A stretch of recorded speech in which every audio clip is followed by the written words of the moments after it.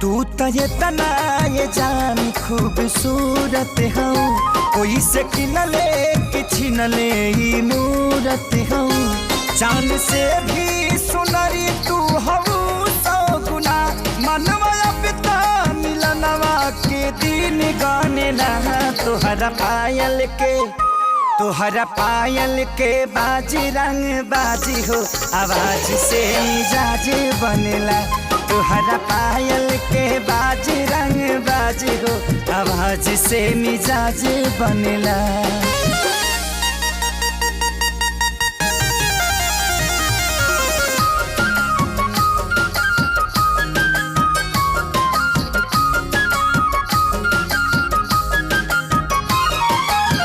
ओठवा से चूए तोहर मधवा मिसरिया, गिरी अखियाल कहीं साच हो।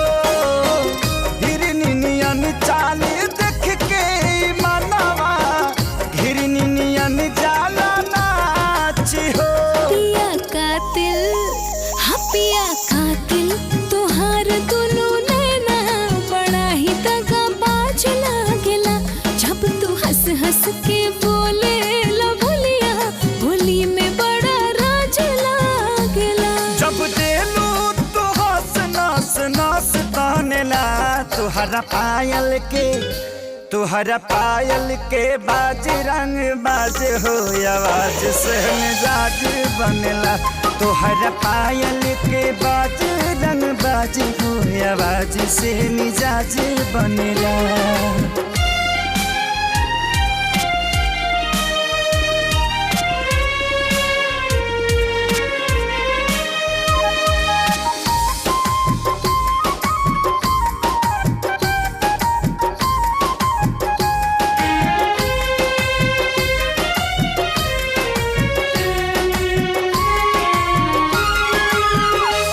सुघराई के मोल नाही बाटे, बड़ी अनमोल बाड़ू चीज हो।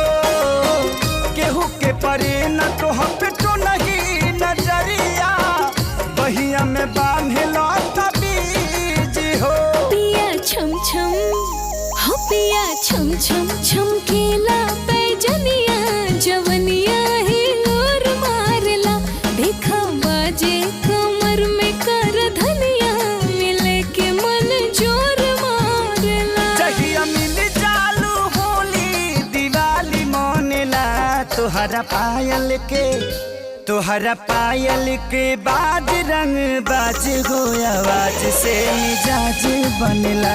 तोहरा पायल के बाज रंग बाज हो, आवाज से मिजाज बनेला।